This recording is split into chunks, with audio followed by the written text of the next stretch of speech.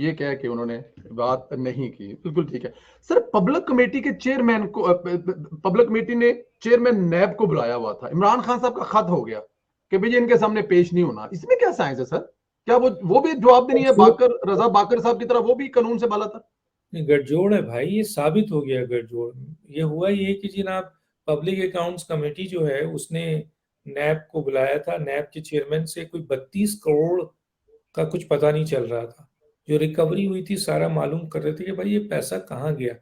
तो इस दौरान जो है वो अभी मजीद मालूमात करते एक अमाउंट है 32 करोड़ रुपए का, जो नैब के चेयरमैन से पूछा गया कि जनाब ये 32 करोड़ रुपए कहाँ गए, तो उन्होंने हाय बाएं शाएं शुरू कर दी। इसके अलावा मजीद अमाउंट, मजीद चीज़ों के बारे में पब्लिक अकाउंट्स कमेटी का इख्तियार है, उसने पूछा। अब जब चेयरमैन नैब उस वक्त कुछ नहीं बता सके तो उन्होंने टाइम मांग लिया।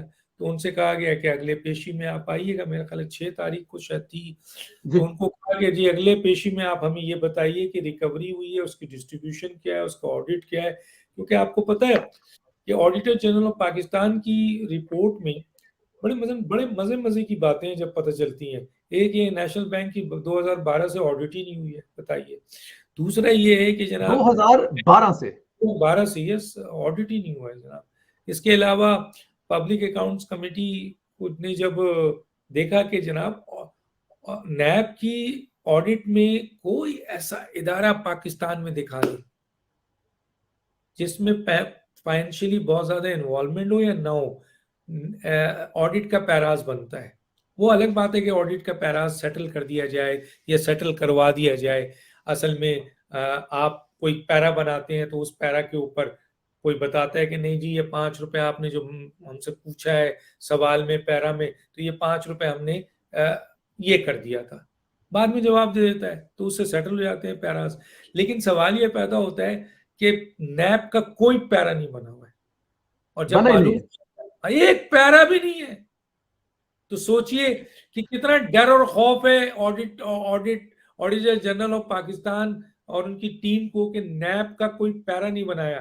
तो सवाल इस बुनियाद पे जो है वो नैब के चेयरमैन से बहुत सारे सवाल थे, रिकवरी पे थे, और 32 करोड़ जो मिसप्लेस है। भाई छोटी मोटी रकम तो नहीं है पाकिस्तान में एक आम पाकिस्तानी के लिए 32 करोड़ रुपए। तो वो 32 करोड़ रुपए जो है वो जवाब नहीं दे सके। उन्होंने कहा कि मैं नेक्स्ट टाइम दूंगा। तो जब उनको नेक्स्ट टाइम आना था तो उस सिलसिले में प्राइम मिनिस्टर ने जो है वो ये एक आपके ट्रांसफर पोस्ट एक ऐसे शख्स को जो डीजी आपके वो है आपका नैब है उसका आपके एडमिनिस्ट्रेशन का, उस शख्स को नॉमिनेट कर दिया as a principal accounting officer. Principal accounting officer को चेंज करने का या नामजद करने का इख्तियार वजीर आजम के पास नहीं है। वजीर आजम principal accounting officer chairman NAB है, principal account officer defence secretary है, principal account officer chairman PIA है, सेक्रेटरी है। तो बहुत सारे सेक्रेटरीज हैं। तो प्रिंसिपल अकाउंटिंग ऑफिसर्स को प्राइम मिनिस्टर किस अथॉरिटीज के तहत जो है वो चेंज करे या नामजद करे। देखिए ये सारी लोग जो आते हैं वो मिनिस्ट्री ऑफ लॉ के अंडर में आता है। बिल्कुल ठीक।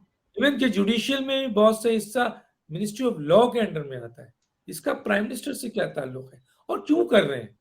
ये बात साबित हो रही है कि नैब के वफादार। चेयरमैन को बचाने के लिए वजीर आजम ने गैर कानूनी तौर पर अपने इख्तियारात का नाजायज इस्तेमाल करते हुए चेयरमैन नैब को प्रिंसिपल अकाउंट ऑफिसर से उनके इख्तियारात को डीजी हेडक्वार्टर को दिया। डीजी हेडक्वार्टर है हसनैन साहब है, हसनैन अहमद साहब। भाई Hasnain Ahmed Sahab DG headquarter principal account officer नहीं है तो वजीर आजम कैसे उनको नामजद कर सकते हैं और क्यों नामजद कर रहे हैं?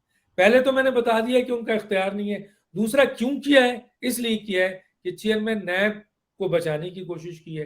तो साफ प्राइम मिनिस्टर हाउस एंड नैब या चेयरमैन नैब और प्राइम मिनिस्टर ऑफ पाकिस्तान के दरमियान ये ओपन गठजोड़ है, ओपन गठजोड़ है। ओपन गठजोड़ है आप फरमा रहे हैं, लग भी रहा है। बशीर मेमन साहब के जो मातहत